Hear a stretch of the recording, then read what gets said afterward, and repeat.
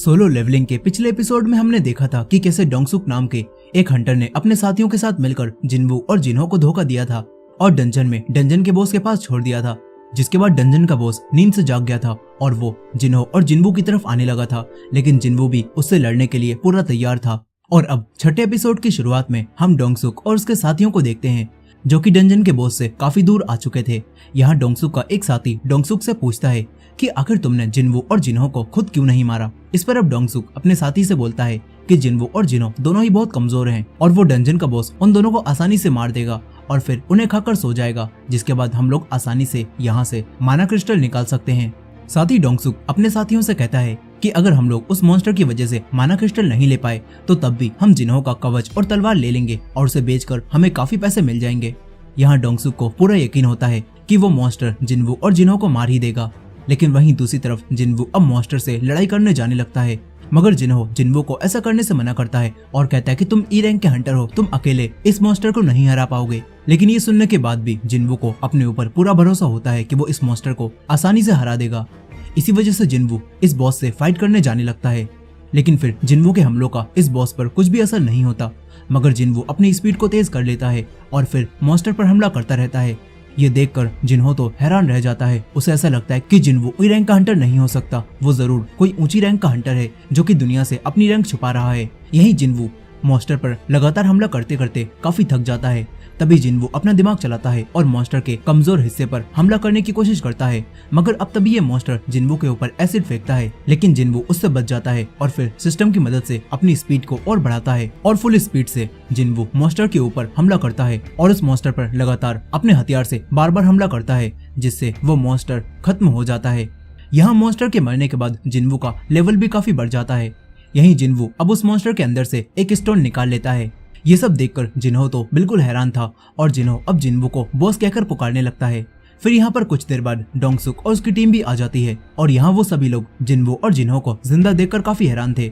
यहाँ डोंगसुक को लगता है कि जिन्हो डी रैंक का हंटर है और उसके पास इतना महंगा कवच और तलवार भी है, तो हो सकता है कि जिन्हो ने ही इस बॉस को हराया हो।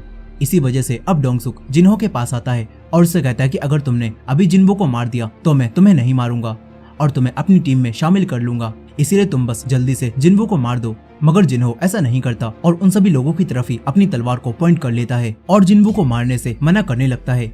ये सुनकर अब डोंगसुक और उसकी टीम भी इन दोनों को मारने के लिए आने लगती है और तभी ही जिनवू को सिस्टम भी एक अर्जेंट मिशन देता है जिसमें जिनवू को इन सभी लोगों को मारने के लिए कहा जाता है जो कि प्लेयर यानी कि जिनवू को नुकसान पहुंचाना चाहते हैं। यहाँ जिनवू ये सब पढ़ ही रहा था कि तभी डोंगसुक का एक साथी जिनवू पर हमला करता है और उसे काफी दूर फेंक देता है। वहीं दूसरी तरफ हम कुछ हंटर्स को भी देखते हैं जो कि चा हेइन यानी कि एस रैंक वाली हंटर की बात कर रहे थे और ये लोग चा हेइन की काफी तारीफ करते हैं और कहते हैं कि उसने ए रैंक के मॉन्स्टर को एक ही बार में हरा दिया था, वो काफी ताकतवर है। इधर डंजन में डोंगसुक के उस साथी के जिनवू पर हमला करने की वजह से जिनवू को काफी चोट लग जाती है और अब सभी लोग समझते हैं कि जिनवू मर गया होगा, लेकिन ऐसा नहीं होता। और यहाँ जिनवू भी ये बात समझ जाता है कि अगर उसे इस मतलबी दुनिया में सरवाइव करना है तो उसे इन मतलबी लोगों को मारना पड़ेगा। यहाँ अब जिनवू दोबारा उठकर इन लोगों के पास आने लगता है और ये देखकर सभी लोग उसका मजाक बनाते हैं और उसे इंसानियत का सबसे कमजोर हंटर कहने लगते हैं। लेकिन तभी जिनवू डोंगसुक के एक साथी का सर काट देता है और उसे मार देता है, जिससे जिनवू को दिए गए मिशन में 6 लोगों में से वो एक को किल कर देता है।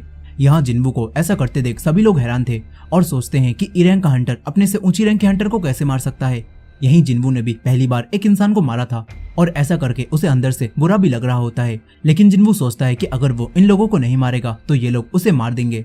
इसीलिए जिनवू दूसरे लोगों पर भी हमला करता है और देखते ही देखते जिनवू डोंगसू की पूरी टीम को खत्म कर देता है।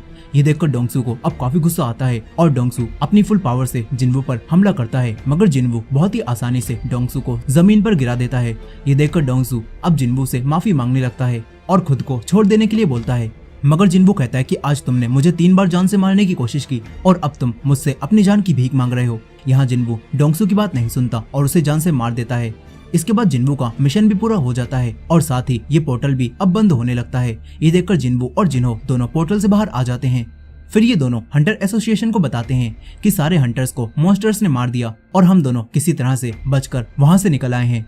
यहाँ हंटर एसोसिएशन की वो लड़की सोचती है कि जरूर डी रैंक के हंटर जिन्होंने बाकी मॉन्स्टर्स को मारकर जिनवू को बचा लिया होगा और ये लोग इस तरह बाहर आ गए होंगे।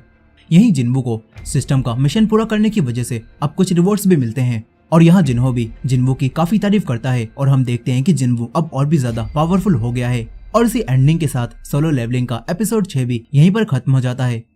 आई होप कि आपको ये स्टोरी पसंद आई होगी। वीडियो पसंद आई हो तो वीडियो को लाइक करना मत भूलेगा और हमारे चैनल पर नए हैं तो हमारे चैनल को भी सब्सक्राइब करके बेल नोटिफिकेशन को ऑन कर लीजिएगा। मिलते हैं नेक्स्ट एपिसोड में।